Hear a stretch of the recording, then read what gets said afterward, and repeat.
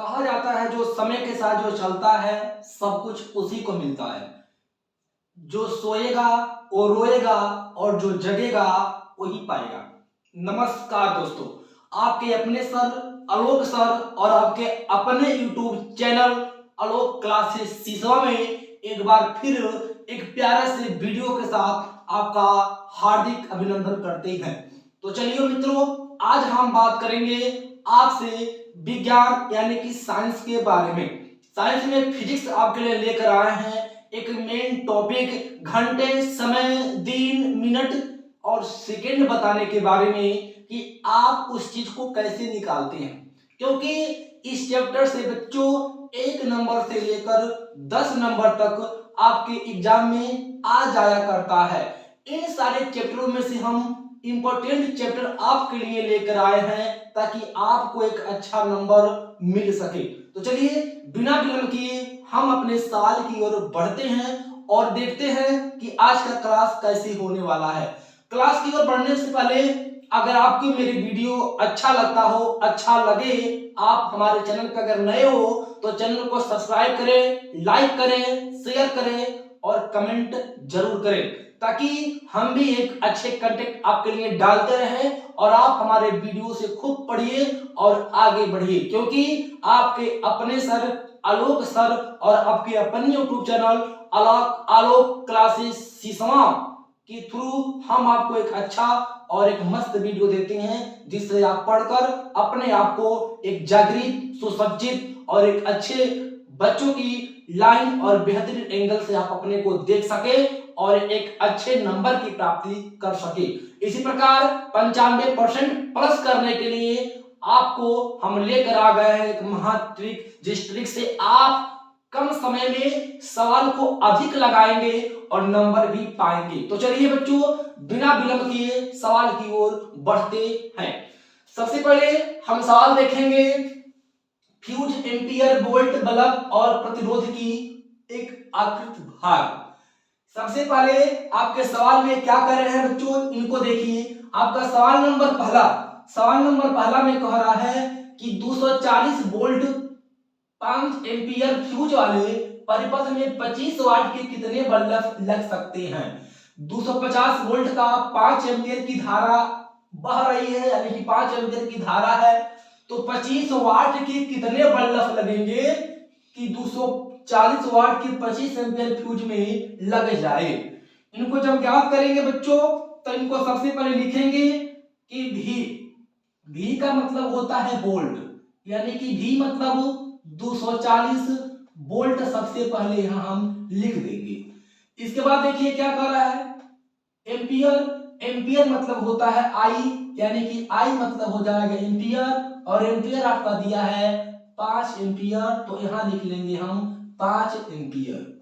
इसके बाद देखिए कामा परिपथ में 25 वाट के यानी कि परिपथ का P बराबर N गुणे और 25 वाट यहां पर हम लिख देंगे। इनके बाद देखिए क्या कर रहा है, कितने बल्ब ज्ञात कर सकते हैं। आपके सामने V बराबर 240 वोल्ट और इसके बाद से I बराबर 5 एम्पियर और P बराबर N गुणे 25 वाट हो गया। इनको कह रहा है कितने बल्ब की आवश्यकता होती है कि इसमें जल जाए, कितने वाट की, 25 वाट की। तो इनका सूत्र होता है कि P बराबर VI, पावर बराबर वोल्ट और एम्पियर की धारा, और इनका यहां पर आप लिखेंगे फिर बराबर करके कि N गुणे 25 और बराबर आपका हो जाएगा 240 गुणे यहां पर हो जाएगा आपका 5, यानी कि N गुणे 25 वाट का यहां और 240 गुणे 5 एम्पियर और वोल्ट का यहां। इसका सूत्र हो जाएगा कि N बराबर 240 गुणे 5 बटे और यहां हो जाएगा आपका 25 हो जाएगा। अब क्या करेंगे आप इन्हें गुणा करेंगे, 5 शून्य शून्य और 5 चौको 20 को 0 हासिल 2, 5 दूनी 10 और 10 और 2 कितना हो जाएगा आपका 12, यानी कि 5 शून्य शून्य, 5 चौको 20 को 0 हासिल 2, 5 दूना 10, 2 12 और बटे यहाँ पर आपका हो जाएगा 25। अब 1200 में 25 का क्या करेंगे आप, भाग करेंगे। तो 1200 में 25 का जब भाग करेंगे आप तो आपको मिल जाएगा पूरी की पूरी वैल्यू कितनी, यानी कि 48 आपको आंसर हो जाता है। यानी कि 48 आप बल्ब इसमें ज्वाइंट कर कर जला सकते हैं। कितने वाट के, 25 वाट के 48 बल्ब आप जला सकते हैं। तो आपका आंसर निकल कर आया 48। सवाल नंबर 2 की बात करें बच्चे, तो एक विद्युत बल्ब पर 40 वाट, एक विद्युत बल्ब है 40 वाट और 220 वोल्ट लिखा है, उसका प्रतिरोध कितना होगा। अगर दूसरी की बात करें तो ध्यान दीजिए, सवाल लगा देते हैं। सामर्थ्य बराबर होता है P, सामर्थ्य, सामर्थ्य मतलब सामर्थ्य यानी कि P, और P का मान है मेरा 60 वाट का, यानी कि पावर इसका 60 है। वोल्ट कितना दिया है, तो वोल्ट का मतलब होता है विभवांतर, और विभवांतर मेरा है V, अब V का वोल्ट मतलब हो जाएगा बच्चों 220 लिखा ही है। अब कह रहा कि उसका प्रतिरोध कितना होगा, लेकिन प्रतिरोध दिया नहीं है, प्रतिरोध पूछ रहा है। तो R का मतलब होता है बच्चों, R का मतलब होता है प्रतिरोध, और प्रतिरोध को ही हमको क्या करना है, ज्ञात करना है।